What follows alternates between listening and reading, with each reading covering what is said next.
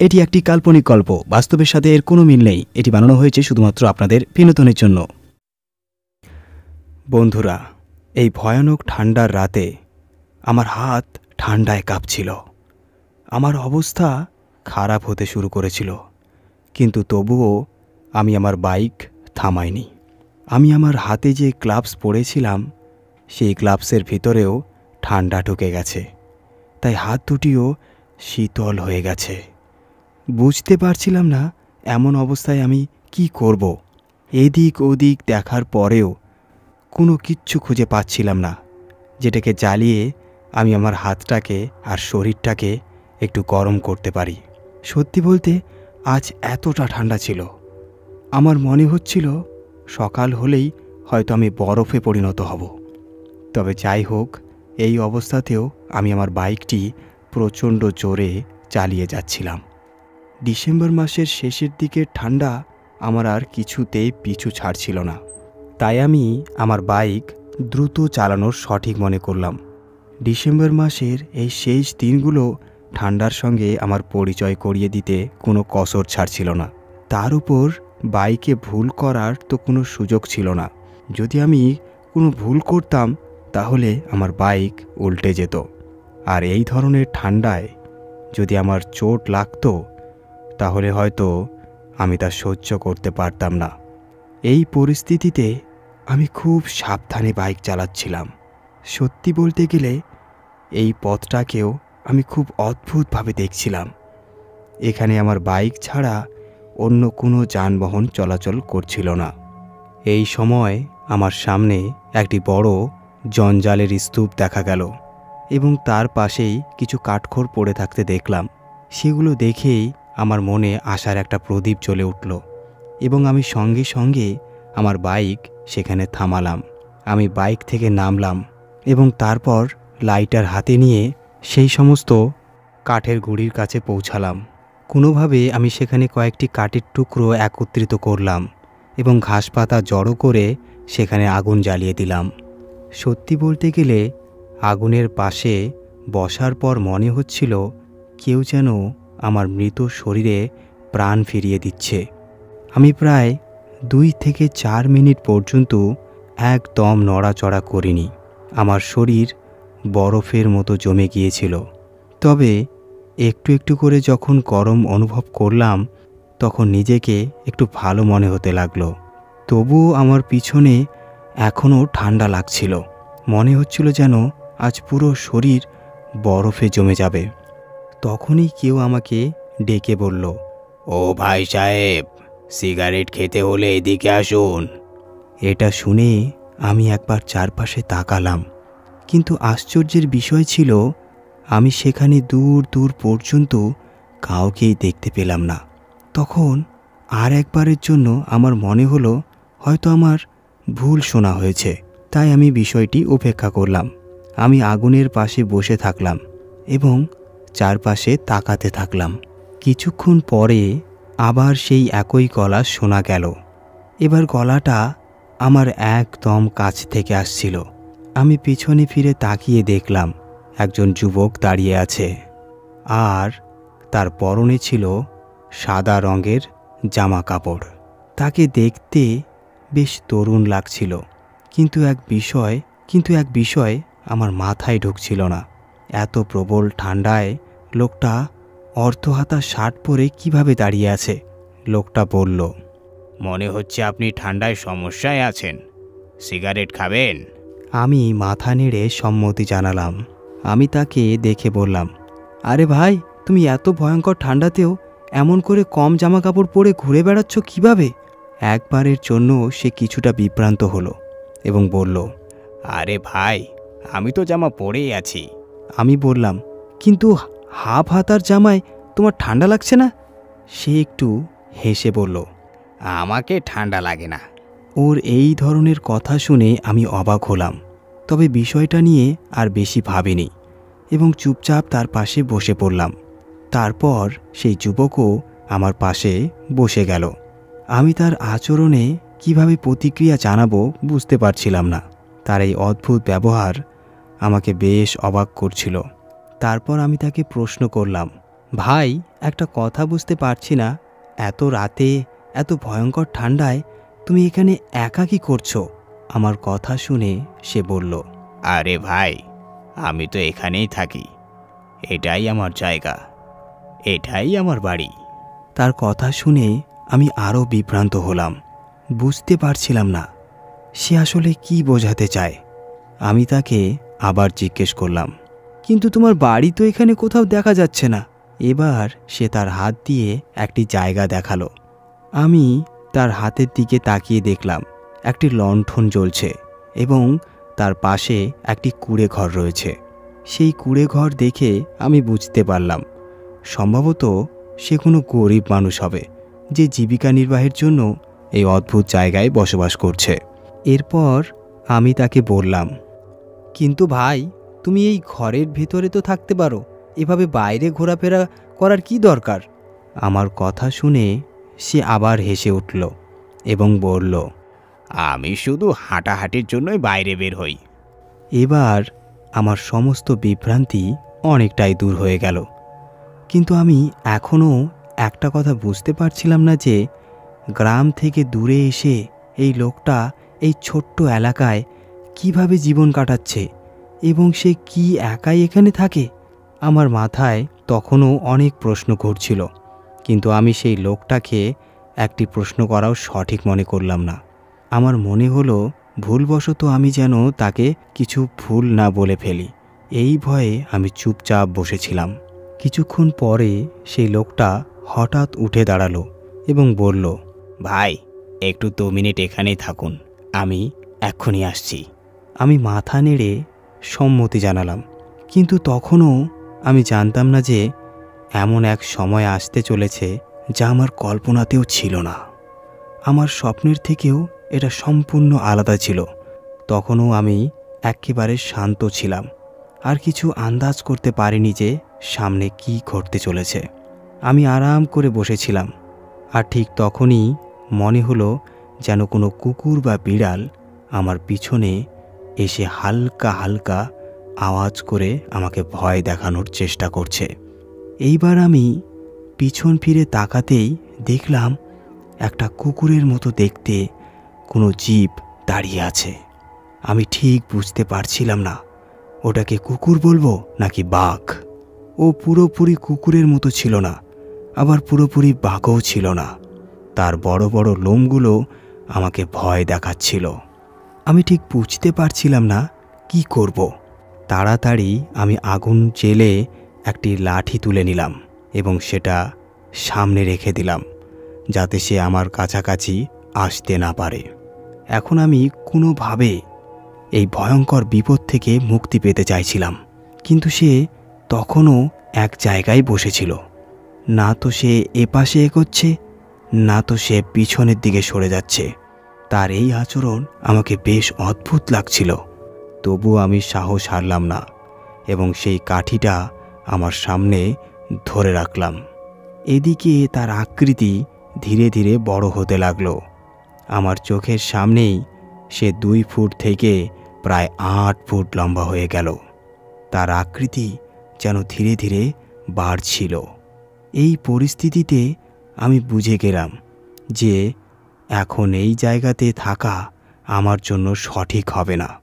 আমাকে যত তাড়াতাড়ি সম্ভব এখান থেকে বেরিয়ে যেতে হবে।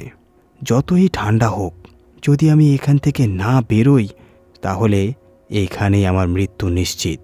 আমি ধীরে ধীরে সেই আগুনে জ্বলা কাঠিটা হাতে তুলে নিলাম এবং সেটা নিয়ে আমার বাইকের দিকে এগোতে শুরু করলাম। যেইভাবেই হোক আমি এই ভয়ঙ্কর জায়গা থেকে পালাতে চাইছিলাম। ঠিক তখনই হঠাৎ আমার কানে কারো জোরে চিৎকার শোনা গেল। আমি বুঝতে পারলাম এখানে সব কিছুই অলৌকিক বা মায়াবী, অথবা এটা কোনো ধোঁকা যা আমাকে বিভ্রান্ত করার চেষ্টা করছে। আমি শুধু ভাবলাম আমাকে যেভাবেই হোক আমাকে আমার বাইক নিয়ে এখান থেকে বেরোতে হবে, আর কোনো কিছুতেই মনোযোগ দিতে পারবো না। আগে আমি আমার পূর্বপুরুষদের কাছ থেকেও এরকম অনেক এমন গল্প শুনেছি যেগুলো আমাকে বোঝাতে সাহায্য করছে যে আমার চারপাশে কোনো অদ্ভুত মায়া কাজ করছে যা আমাকে আতঙ্কিত করতে চায়। যাই হোক, আমি কোনো রকমে আমার বাইকের কাছে পৌঁছে সেটা স্টার্ট করলাম এবং সেখান থেকে বেরিয়ে পড়লাম। ভালো বিষয় হলো এখনও পর্যন্ত কেউ আমাকে অনুসরণ করেনি, আর আমার বাইকও ভালো গতিতে রাস্তার উপর চলছিল। যদিও ঠান্ডার জন্য আমার অবস্থা খারাপ হয়ে যাচ্ছিল, কিন্তু যা এখন আমার সঙ্গে ঘটেছে তার তুলনায় ঠান্ডা কিছুই নয়। আমি ধীরে ধীরে রাস্তা পেরোতে শুরু করলাম, আর তখনই হঠাৎ আমার মনে হলো আমার পিছনের সিটে কেউ বসে আছে। আমার এমনও মনে হচ্ছিল যেন কারো নখ আমার শরীরে লাগছে, যার ফলে আমি একটু একটু ব্যথা পাচ্ছিলাম। আমি দু একবার পিছনে ঘুরে দেখার চেষ্টা করলাম, কিন্তু কিছুতেই দেখতে পারলাম না। এইভাবেই কিছুক্ষণ কেটে গেল, আর তখনই মনে হলো কেউ যেন আমার জামা ধরে টানছে। এবার আমি সাইড মিররে দেখার চেষ্টা করছিলাম, আর তারপর যা দেখলাম তাতে আমার চোখ ফেটে যাওয়ার মতো অবস্থা হলো। ভয়ে আমার শরীর শুকিয়ে যেতে লাগলো। আমি দেখলাম আমার পিছনে বসে থাকা কেউ একজন সেই কুকুর বা নেকড়ের মতো দেখতে প্রাণী, কিন্তু ধীরে ধীরে তার পুরো শরীর মানুষের দেহে পরিণত হচ্ছে। এবার আমি দেখতে পেলাম এই সেই ব্যক্তি যিনি আমাকে তখন সেখানে বিভ্রান্ত করেছিল। ধীরে ধীরে তার চেহারা বদলাতে লাগলো, আর তখন আমি তাকে চিনতে শুরু করলাম। তার পোশাক দেখে আমি বুঝতে পারলাম যে এই ব্যক্তি কে। সে সেই লোক যাকে একটু আগে আমি আমার পাশে বসে থাকতে দেখেছিলাম, আর সেই আমাকে আমার পাশে এসে সিগারেট দিয়েছিল। সেই লোককে আমার সামনে দেখে আমার মনে হচ্ছিল যেন মৃত্যুদূত আমার পিছনে বসে আছে আর আমাকে যত তাড়াতাড়ি সম্ভব উপরে পাঠাতে চায়। এই সমস্ত বিষয়গুলি নিয়ে আমি প্রচণ্ড ভীতু ছিলাম, এবং তাই আমি আমার বাইকের গতি একইভাবে ধরে রেখেছিলাম, কারণ আমি জানতাম যত বেশি এই বিষয়টির উপর মনোযোগ দেব এটি ততই আমাকে দমিয়ে রাখার চেষ্টা করবে। এমন অবস্থায় আমি নিজেকে যতটা সম্ভব শান্ত রাখার চেষ্টা করছিলাম। আমি শুধু যে কোনো অবস্থায় এই ভয়ঙ্কর পথটা পার করতে চাচ্ছিলাম। সামান্য দূরেই একটি বিপজ্জনক এলাকা শেষ হতে চলেছে, কিন্তু আমি এটাও জানতাম আমার পিছনে বসে থাকা এই ভয়ঙ্কর লোক বা প্রেত আমাকে এত সহজে কোনো ক্ষতি না করে এখান থেকে যেতে দেবে না। এমন অবস্থায় আমাকে কিছু বুদ্ধি প্রয়োগ করতেই হতো। হঠাৎ আমার মনে হলো আমার বাইক যেন আমার নিয়ন্ত্রণে ছিল না, বা বলা যেতে পারে বাইকটি যেন নিজেই চলছে। প্রায় এমনই হয় যখন আমরা কোনো বড় দুর্ঘটনার খুব কাছাকাছি থাকি। হয়তো আমিও তাই ভাবছিলাম, কিন্তু আশ্চর্যের বিষয় হলো আমার বাইক সম্পূর্ণ ডিসকন্ট্রোল হওয়ার পরেও রাস্তার একদম সোজা চলছিল। আমি কিছুতেই বুঝতে পারছিলাম না যদি আমার কোনো দুর্ঘটনাও ঘটে তবে বাইকটি কেন হঠাৎ ডিসকন্ট্রোল হয়ে গেল। এটা কি কারো ষড়যন্ত্র, না আমার সঙ্গে ঘটে যাওয়া কোনো অদ্ভুত ঘটনা? আমি কিছুই বুঝতে পারছিলাম না। বাইকটি তখনও আগের গতিতেই এগিয়ে চলছিল। হঠাৎ আমি অনুভব করলাম আমি আবার আমার বাইকের নিয়ন্ত্রণ ফিরে পেতে পারি, কিন্তু এরই মধ্যে আমার মনে হলো কেউ ধীরে ধীরে আমার গলা চেপে ধরছে। সে এত জোরে আমার গলাটা চেপে ধরেছিল যে আমি আমার গলা নাড়াতেও পারছিলাম না। ব্যথায় আমার প্রাণ যাচ্ছিল, আর আমার গলাও শুকিয়ে যাচ্ছিল। ঠিক তখন আমি বাইকটিকে রাস্তার পাশে নিয়ে গিয়ে একেবারে থামিয়ে দিলাম। বাইক থামানোর সঙ্গে সঙ্গে আমি গলার ব্যথা অনেকটাই কমে আসতে দেখলাম। মনে হচ্ছিল বাইক থামাতেই আমার যন্ত্রণা অনেকটাই লাঘব হয়েছে, আর আমি অনেকটা অস্বাভাবিক থেকে স্বাভাবিক বোধ করতে লাগলাম। কিন্তু তখনও বুঝতে পারছিলাম না এবার কি আমাকে আবার যাত্রা শুরু করা উচিত নাকি একটু বিশ্রাম নেওয়া উচিত। ঠিক তখনই আমার মনে হলো কেউ তার পা মাটিতে পেটাতে পেটাতে আমার পাশেই এসে দাঁড়িয়েছে। এবার আমি পাশে তাকিয়ে দেখলাম সেই লোকটি। সে হঠাৎ বলল, কি ভাই, সিগারেট খাবে? এই কথা শোনার পরেই আমার হাত পা ঠান্ডা হয়ে গেল। ভয়ে আমার পুরো শরীর কেঁপে উঠল। আমি বুঝতে পারছিলাম না লোকটিকে কি উত্তর দেব। এরপর আমি আর দেরি না করে দৌড়াতে শুরু করলাম। আমার বাইক তখনও সেখানেই দাঁড়িয়েছিল। কোনোভাবে আমি এই এলাকা পার করে যেতে চাইছিলাম, সেটা হেঁটেই হোক কিংবা দৌড়ে। খুব কষ্টে 2-3 কিলোমিটার দূর এগোতেই আমি প্রচণ্ড ক্লান্তি অনুভব করলাম। মনে হচ্ছিল আমার শরীরের সমস্ত শক্তি শেষ হয়ে গেছে। অনেক চেষ্টা করেও আমি দৌড়াতে পারছিলাম না। বারবার আমার শরীর আমাকে বিরত করতে চাইছিল, কিন্তু বলে না, জীবনের রেসে সেই জেতে যে শেষ মুহূর্ত পর্যন্ত নিজের সর্বশক্তি দিয়ে লড়াই চালিয়ে যায়। আমার অবস্থাও কিছুটা তেমনই ছিল। আমি আমার পদক্ষেপগুলো একদম আগের মতোই ধরে রাখলাম। আমি থামব না যতক্ষণ না আমার জীবন বাঁচে। আমার এই চরম পরিশ্রম আমাকে কোনোভাবেই সেই ভয়ঙ্কর পথ পেরিয়ে একটি নিরাপদ এলাকায় পৌঁছে দিয়েছিল। সেখানে আশেপাশে বড় বড় হোটেল দেখতে পাচ্ছিলাম। সেই সময় আমার বাইকের জন্য অনেক মন খারাপ হচ্ছিল, কিন্তু তখন আমার নিজের জীবনটাই প্রথমে বাঁচাতে হবে। এরপর আমি কোনোভাবে একটি হোটেলের কাছে পৌঁছে গেলাম। সেখানে উপস্থিত একজন দারোয়ানকে আমি পুরো ঘটনাটি জানালাম। ওই গার্ড প্রথমে আমাকে সঠিক জায়গায় বসালো এবং হাত গরম করার জন্য আগুন জ্বালালো। তবে আমি চাইনি যে আবার সেই গার্ডও আমাকে সিগারেট খাওয়ার জন্য জিজ্ঞেস করুক। তাই আমি কিছুটা ভীতু ছিলাম, কিন্তু আমি পুরো রাতটি ওই গার্ডের কাছেই কাটালাম। তখন গিয়ে আমার বিশ্বাস হলো যে আমি সত্যিই সুরক্ষিত জায়গায় রয়েছি। এরপর আমি পরের দিন আমি বাইক নিয়ে সেখান থেকে বেরিয়ে গেলাম। আসলে সেই গার্ড আমাকে বলেছিল যে প্রায় এই রাস্তার উপর এমন একজন মানুষ দেখা যায় যে লোকজনকে জীবন্ত চিবিয়ে ফেলে।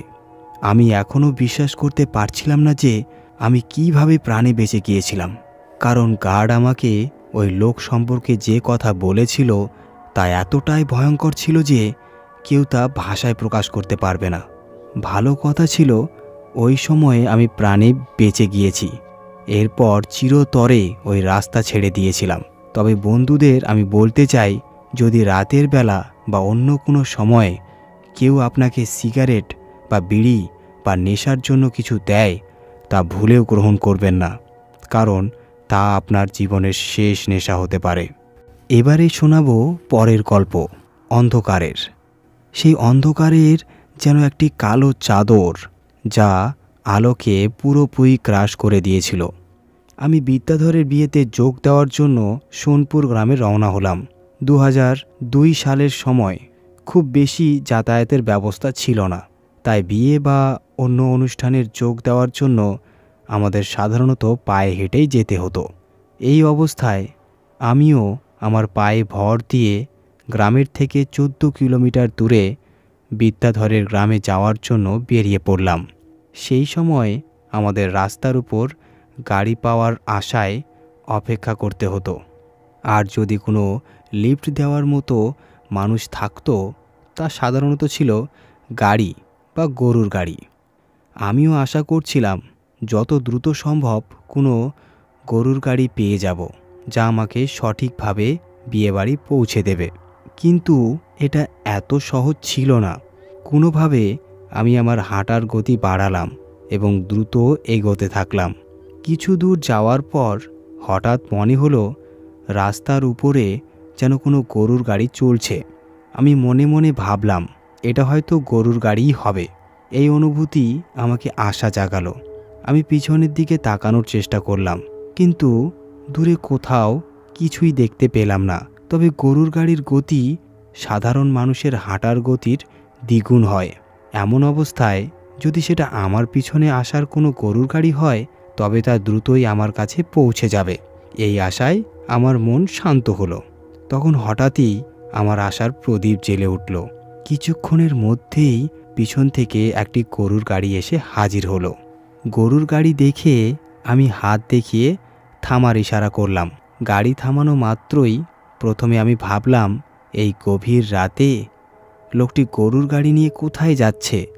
এরপর আমি গাড়ি চালককে জিজ্ঞেস করলাম, এই ভাই সাহেব, এত রাত্রে কোথায় যাচ্ছেন?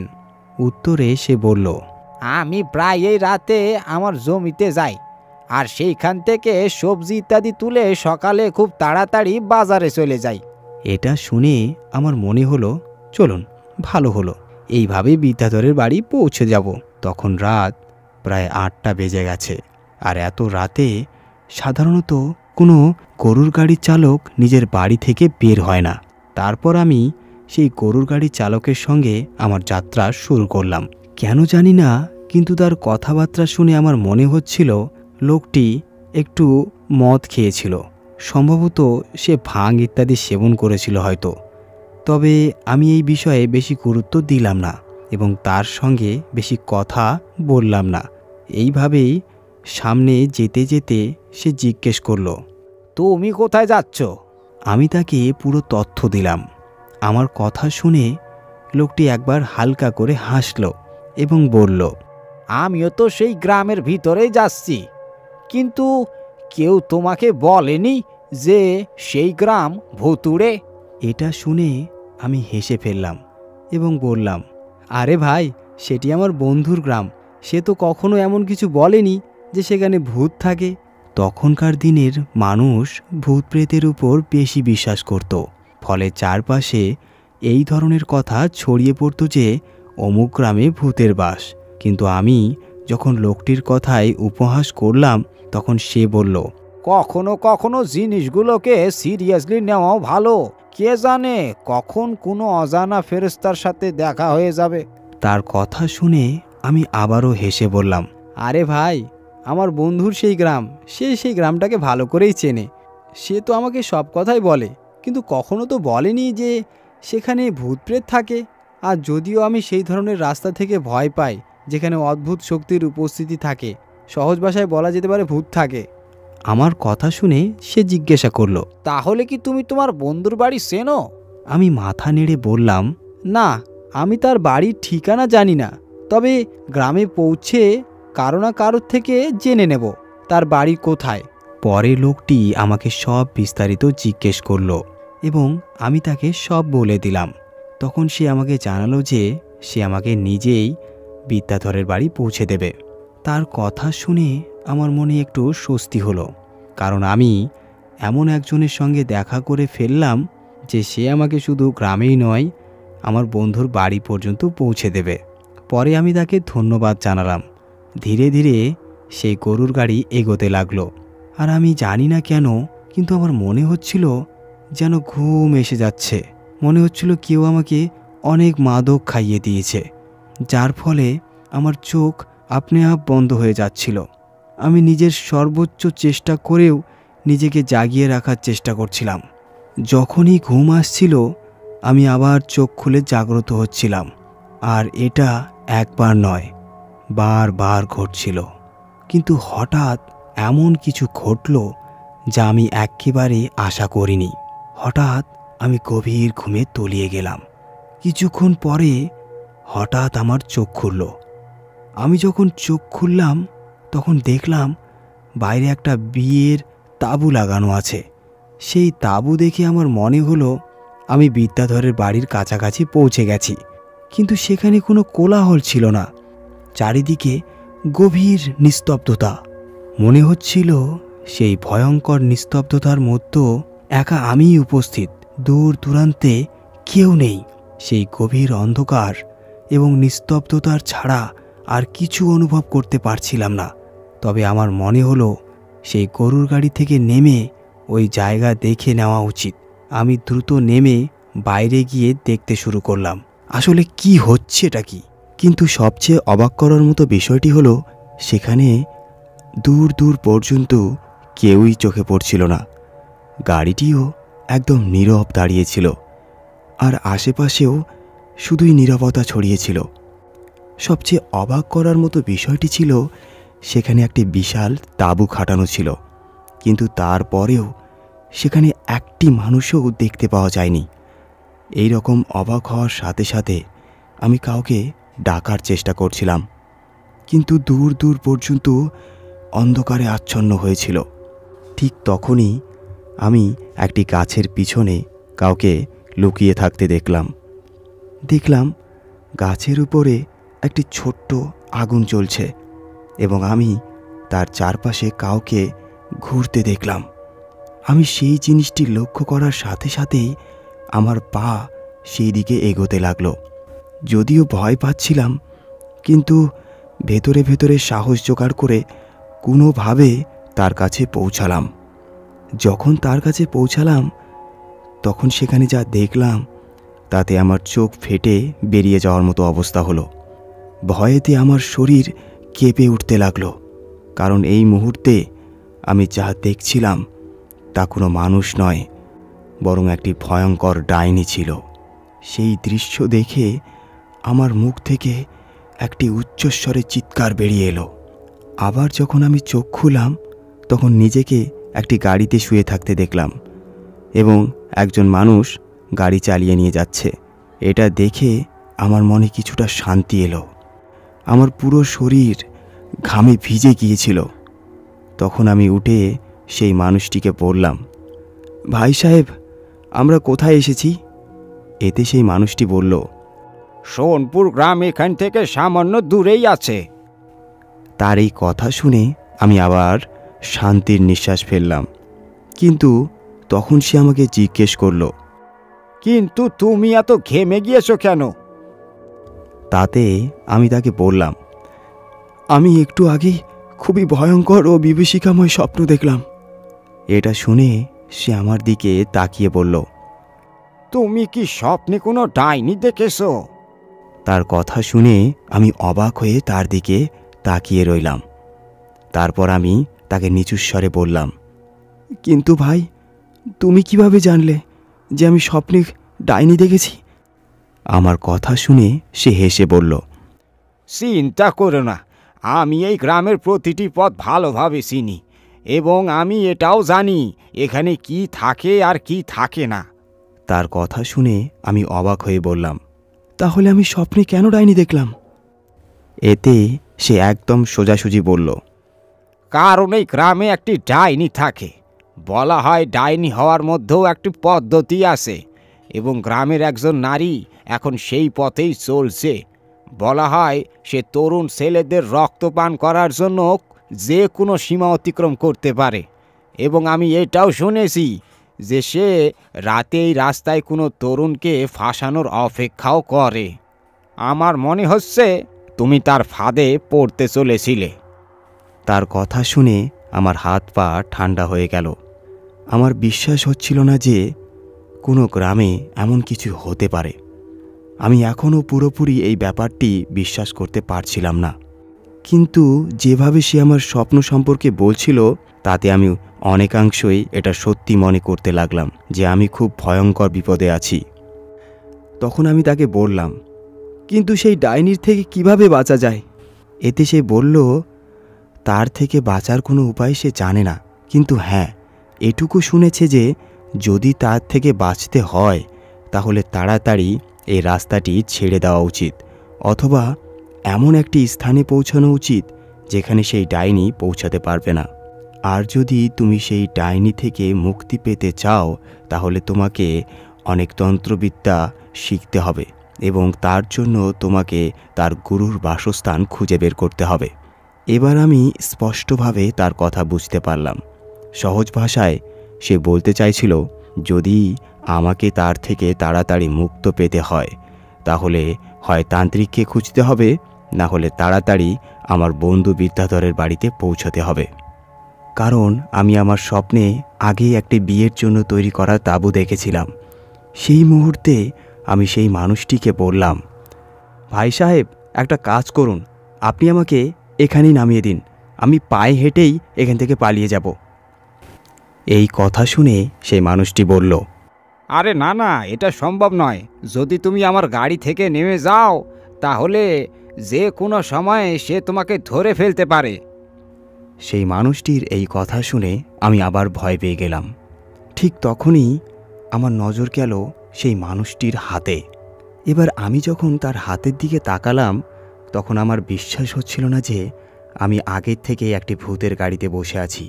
আমি দেখলাম তার হাত সামনে থেকে কাটা, কিন্তু সবচেয়ে ভয়ঙ্কর বিষয় ছিল সে একটি গরুর দড়ি ধরে রেখেছিল, যা বাতাসে ঝুলছিল। চাঁদের মৃদু আলোয় আমার এখনও মনে হচ্ছিল হয়তো আমি ভুল দেখছি, কিন্তু বাস্তবতা ছিল আমি সত্যি একটি ভূতের গাড়িতে বসেছিলাম।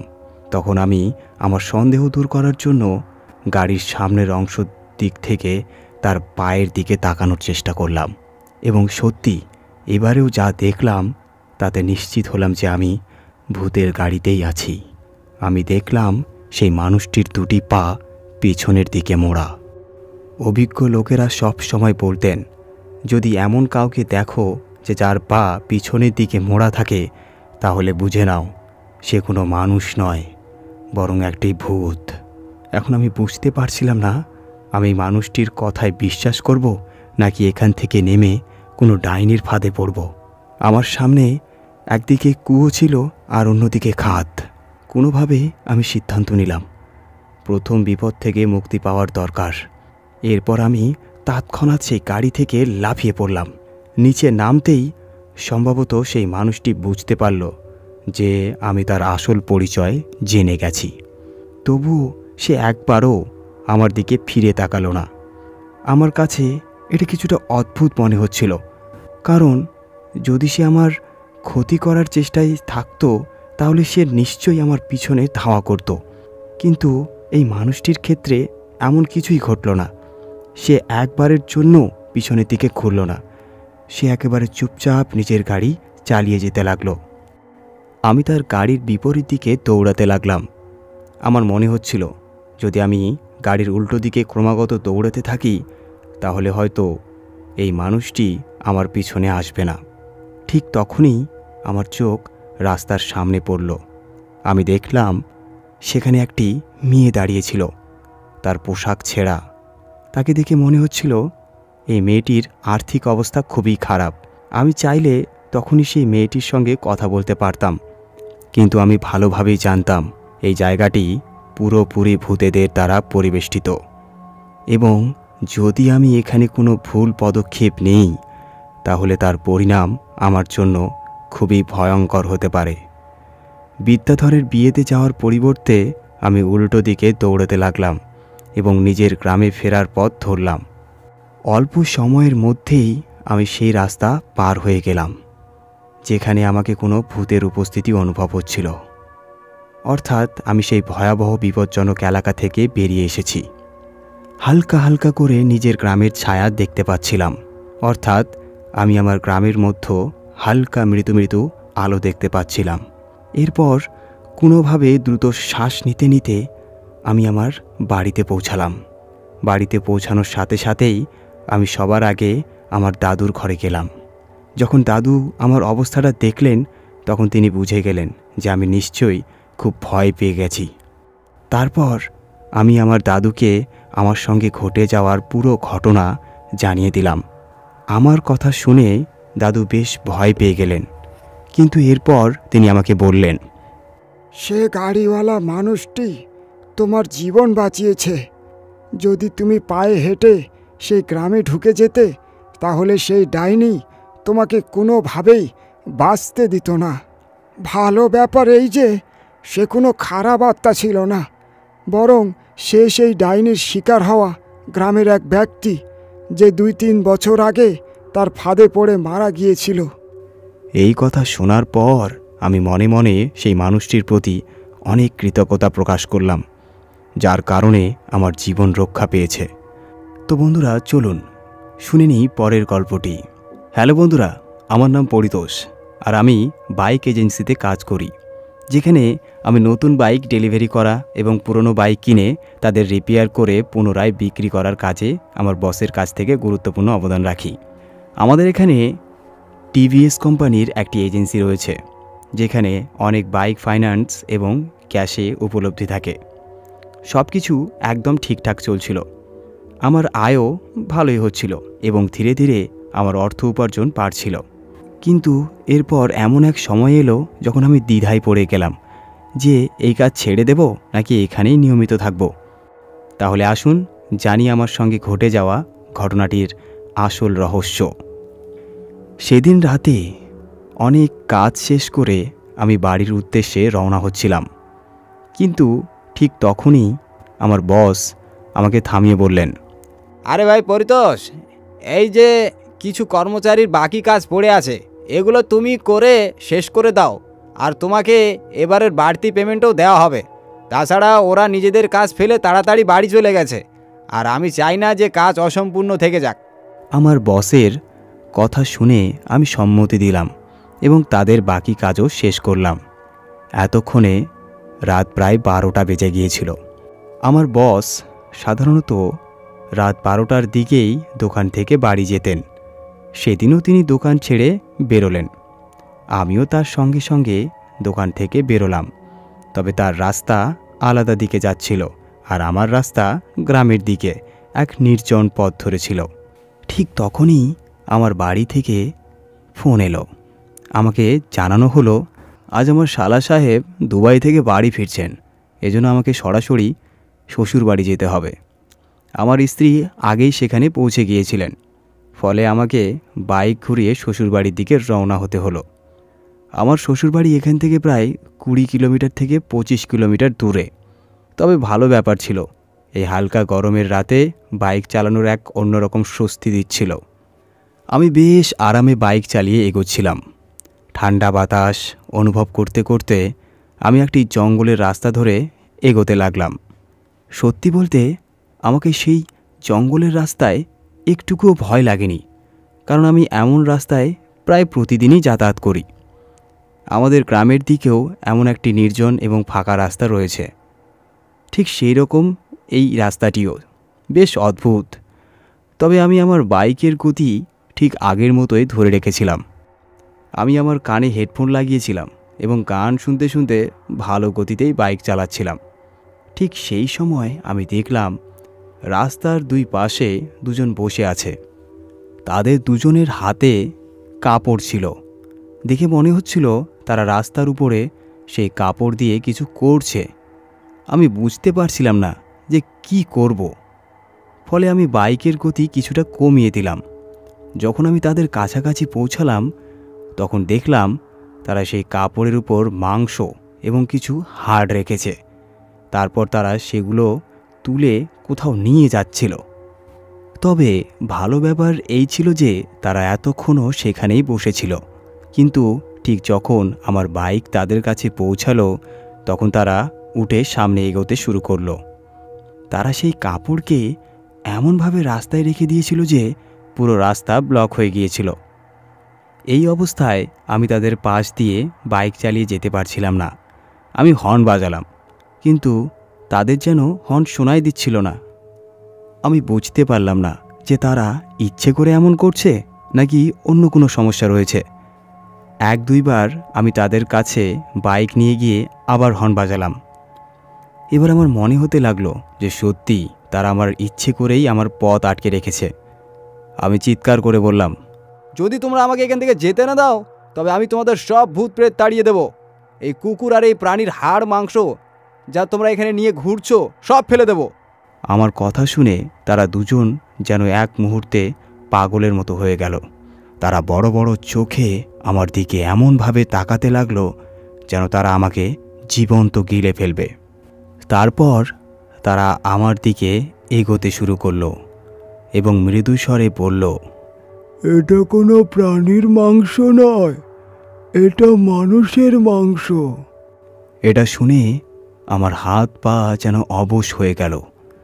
আমি তাদের কথায় বিশ্বাস করতে পারছিলাম না। সত্যি বলতে সেই মাংসটা আমাকে বেশ অদ্ভুতই লাগছিল। আমি তাদের দিকে তাকিয়ে বললাম, এটা মানুষের মাংস?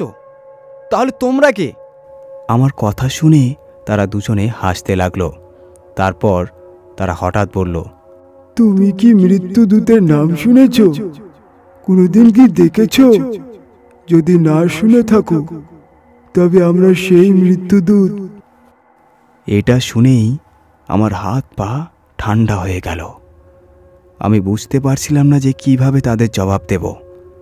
যদি আমি তাদের সঙ্গে লড়াই করতাম তবে হয়তো তাদের সঙ্গে আমি হেরেই যেতাম, কারণ তাদের সঙ্গে লড়াই করা সম্ভব নয়, কারণ তারা দুজনেই অনেক শক্তিশালী মনে হচ্ছিল আর তাদের শরীরও খুব শক্তপোক্ত ছিল। তাই আমি শান্তভাবে কথা বলার সিদ্ধান্ত নিলাম। তারপর আমি বললাম, দেখুন ভাই, আমি আমার শ্বশুরবাড়ির দিকে যাচ্ছি, তাই আমার অনেক দেরি হচ্ছে, তাই দয়া করে আপনি আমার রাস্তাটা ছেড়ে দিন। এইবারও তারা আমার কথা শুনল না। তারা আবার আমার দিকে চোখ দেখিয়ে বলল, তোর যদি আমার পিছনে আসতে হয় তাহলে চুপচাপ চলে আয়, নইলে এখান থেকে ঘুরে চলে যা। আমাদের অভ্যাস নেই কারোর কথায় নিজের রাস্তা পাল্টানোর। ওদের এই ধরনের কথা শুনে আমার ভীষণ রাগ হচ্ছিল, কিন্তু সেই সময়ে কিছু করতেও পারছিলাম না। তাই আমি শুধু তাদের বলা কথাগুলো শুনছিলাম। তারপর তারা সেই কাপড়টিকে ধরে আবার সামনে এগোতে লাগলো। যেমন তারা বলছিল সেই কাপড়ের উপর মানুষের মাংস ছিল, এটা শুনেই আমার শরীরের মধ্যে একটা অদ্ভুত অনুভূতি হচ্ছিল। আমি বুঝতে পারছিলাম না কিভাবে তাদের এখান থেকে সরাবো এবং কিভাবে এই পরিস্থিতি থেকে নিজেকে বাঁচাবো। ঠিক তখনই মনে হলো আমার ঠিক পিছন থেকে একটা গাড়ি আসছে। দুটো হেডলাইট হঠাৎ আমার বাইকের সাইড মিররে ধাক্কা দিতে লাগলো। ওই হেডলাইটের আলো দেখে আমার মনে একটু সান্ত্বনা এলো, কারণ আমি জানতাম এবার ওই লোকগুলো যে কোনো মূল্যেই রাস্তা ছাড়তে বাধ্য হবে। কারণ গাড়ি চালক যদি কিছু করে বসে তবে সে তাদের ধাক্কা মেরে সোজা বেরিয়ে যাবে। তাই আমি আমার বাইকটি আগে থেকেই একপাশে সরিয়ে রাখলাম, আর সেই গাড়িটা একই গতিতে সামনে এগোতে লাগলো। আমি বুঝতে পারছিলাম না কেন গাড়ির চালক তার গতি কমাচ্ছে না। দেখতে দেখতেই সেই গাড়ির চালক ওই দূরের লোক এবং সেই কাপড়ের উপর দিয়ে চলে গেল।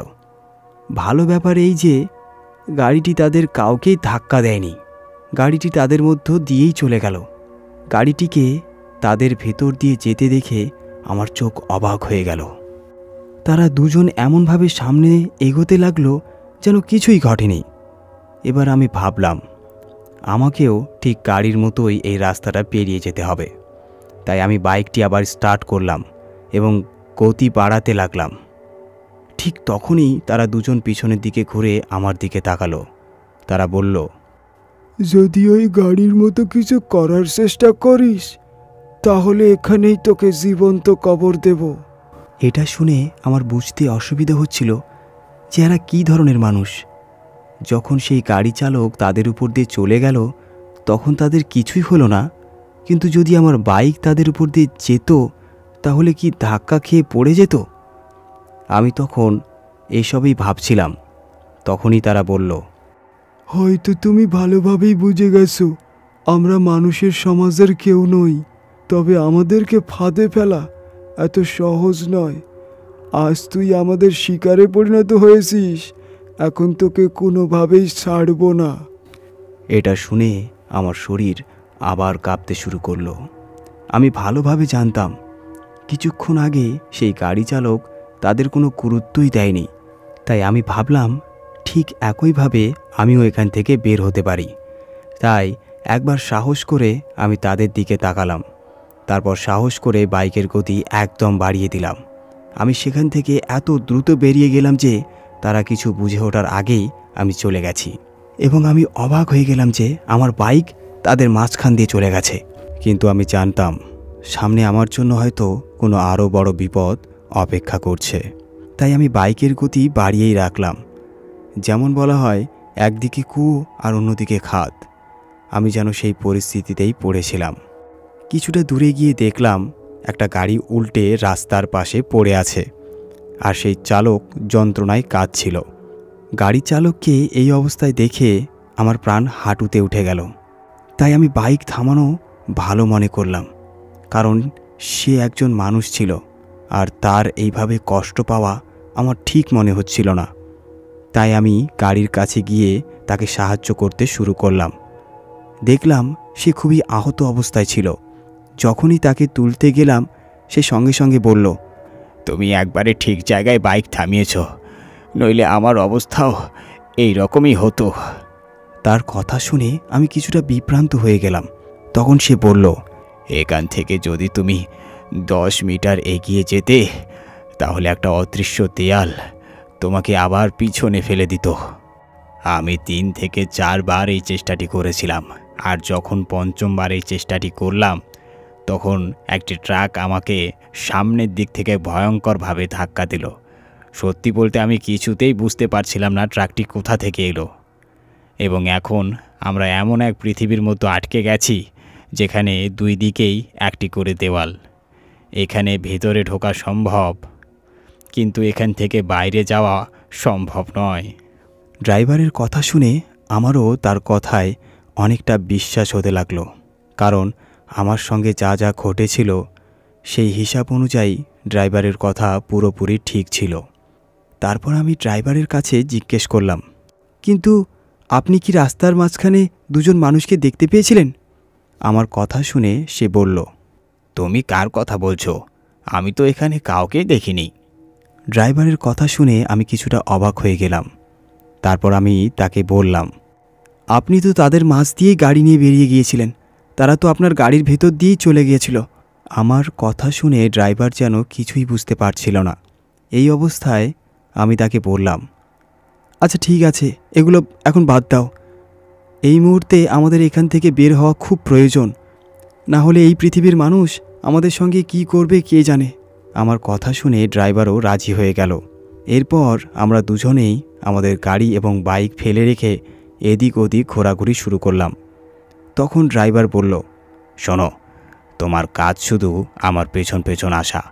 আমি এখান থেকে বের হওয়ার একটা ছোট্ট রাস্তা জানি, হয়তো আমরা সেই রাস্তাটা দিয়ে বের হয়ে যেতে পারবো। তার কথা শুনে আমি মাথা নেড়ে সম্মতি দিলাম আর তার পেছন পেছন চলতে শুরু করলাম। সে আমাকে জঙ্গলের ঝোপঝাড়ের ভেতর দিয়ে কোথায় যেন নিয়ে যাচ্ছিল। যে রাস্তা দিয়ে সে আমাকে নিয়ে যাচ্ছিল সেটা দেখে মনে হচ্ছিল এটা কেবল একজন মানুষের চলার জন্যই তৈরি করা। এই রাস্তায় কোনো গাড়ি বা বাইক যেতে পারবে না। এবং এটা জানার জন্য আমি তাকে জিজ্ঞেস করলাম, আচ্ছা ভাই, একটা কথা বুঝতে পারছি না, আপনি যদি এই রাস্তাটা আগের থেকেই জানতেন তাহলে আপনি এই রাস্তাতে কেন এসেছিলেন? আমার কথা শুনে সেই ড্রাইভার আমাকে কোনো উত্তর দিল না। এই সময়ে আমি সামনে ছোট্ট একটি ঝুপড়ি দেখতে পেলাম। ঝুপড়ির ভিতর থেকে মৃদু মৃদু আগুন জ্বলতে দেখলাম। এটা দেখে আমার ভিতরে একটু সাহস এলো, আর তারপর আমি সেই লোকটির পিছন পিছন হাঁটতে থাকলাম। সে আমাকে কোনো কথার উত্তর দিচ্ছিল না, যার জন্য আমার একটু অদ্ভুত লাগছিল। কিন্তু কিছুক্ষণের মধ্যেই আমরা সেই আগুন জ্বলতে থাকা ঝুপড়ির একদম কাছে পৌঁছে গেলাম। যেই আমরা তার কাছে পৌঁছালাম, আমি দেখলাম ঝুপড়ির ভেতর দুজন মানুষ বসে আছে। তাদের দেখে মনে হচ্ছিল তারা কোনো তান্ত্রিক হবে। কিন্তু যখন আমি সেই ঝুপড়ির একদম কাছে পৌঁছালাম, তখন আমি যে দৃশ্য দেখলাম তাতে আমার হাত পা ঠান্ডা হয়ে গেল। ভয়ে আমার অবস্থা খুবই খারাপ হয়ে গেল। এখন যদি আমি সেই মানুষটিকে প্রতারক বলি তাও যথেষ্ট হবে না। আমি তাকে চিৎকার করে বললাম, তুমি কে আর আমাকে এখানে কেন নিয়ে এলে? এর মধ্যেই সেই লোকটি তার পুরো শরীর পিছনের দিকে ঘুরিয়ে নিল। আমি তখনই বুঝে গেলাম আমি কোথায় ফেসে গেছি। সে কোনো সাধারণ মানুষ নয়, বরং একটা দানব। তখন আমার অবস্থা এতটাই খারাপ হয়ে গেল যে আমি দৌড়েও পালাতে পারছিলাম না। আমার হাত পা জমে গিয়েছিল। এই সময়ে সে আমার হাত ধরে আমাকে টেনে নিয়ে যেতে শুরু করলো। কিন্তু আমি কোনোভাবে সাহস সঞ্চয় করে নিজেকে পুরো শক্তি লাগিয়ে তাকে সরিয়ে দিলাম এবং সেখান থেকে দৌড়াতে শুরু করলাম। আমি দেখলাম চারপাশে বড় বড় গাছ দাঁড়িয়ে আছে, আর উপরে এমন কোনো জায়গা ছিল না যেখানে আমি কিছুক্ষণ লুকিয়ে সকাল অপেক্ষা করতে পারি। তাই আমি সেই পথ দিয়েই দৌড়াতে থাকলাম, যে পথ দিয়ে আমি এখানে এসেছিলাম। কিন্তু অবাক করার মতো বিষয় হলো, আমি আমার পিছনে কাউকেই দেখতে পাচ্ছিলাম না। আমি জানতাম যদি তারা কোনোভাবে আমাকে ধরে ফেলে তাহলে তারা আমাকে বলি দেবে। সহজভাবে বললে তারা আমারও সেই অবস্থা করবে যেটা কিছুক্ষণ আগে তারা একজন মানুষের করেছে। সত্যি বলতে তখন আমি একটুকুও আশা করিনি যে আমি প্রাণে বেঁচে ফিরতে পারবো। কিন্তু আমি হাল ছাড়িনি। আমি মনে মনে ঠিক করলাম শেষ নিঃশ্বাস পর্যন্ত আমি লড়াই করব। কিন্তু এত সহজে আমি তাদের হাতে আসব না। কিছুক্ষণ পরেই আমি ঠিক সেই জায়গায় পৌঁছে গেলাম যেখান থেকে সেই লোকটি আমাকে তার পেছন পেছন নিয়ে গিয়েছিল। সেখানে পৌঁছে আমি দেখলাম আমার বাইক এখনও ঠিকঠাক অবস্থায় সেখানে দাঁড়িয়ে আছে। আমার বাইককে ভালো করে দেখে আমি দৌড়ে গিয়ে বাইকের উপর উঠলাম আর সঙ্গে সঙ্গে সেখান থেকে বেরিয়ে যেতে লাগলাম। মজার ব্যাপার হলো, আমার সামনে এমন কোনো দেওয়াল অনুভব করিনি যার কথা সেই লোকটি আমাকে বলেছিল। অর্থাৎ আমি খুব সহজেই তাদের সেই মায়াজালে ফেঁসে গিয়েছিলাম। যাই হোক, ভালো কথা এই যে আমি এখন নিরাপদ জায়গায় পৌঁছে গিয়েছি। এখন যদি কোনো গাড়ি ঘোড়া সামনে আসে, আমি সেগুলোকে পুরোপুরি উপেক্ষা করে দিই। খুব কষ্টের সঙ্গে আমি আমার শ্বশুর বাড়ি পৌঁছে গেলাম। সেখানে পৌঁছানোর পর আমি পুরোপুরি ভয়ে কাঁপছিলাম। এই ঘটনার কথা আমাকে সবাইকে বলতে হলো। তখন তারা আমাকে বলল যে সেই জায়গাটিকে শাপিত রাস্তা বলে ডাকা হয়। লোকজনের বিশ্বাস সেখানে একজন তান্ত্রিক থাকে যে লোকজনকে এই ধরনের ছলনায় বা মায়াজালে ফাঁসিয়ে ফেলে আর তারপর তাদের বলি দেয়। এই বলি দিয়ে সে নিজের অমরত্ব অর্জন করতে চায়। আর হয়তো আজ তোমাকেও বলি দেওয়া হতো। কিন্তু ভালো বিষয় এই যে তুমি নিরাপদে সেখান থেকে পালিয়ে এসেছো। এটা ঈশ্বরের প্রতি কৃতজ্ঞতা জানাও, কারণ ঈশ্বর তোমাকে রক্ষা করেছেন। তোমার ভাগ্য সত্যি খুব ভালো ছিল। এই রাতের পর আমি সিদ্ধান্ত নিয়েছিলাম যে আমি আর কখনো রাতে কোনো নির্জন জায়গায় যাব না।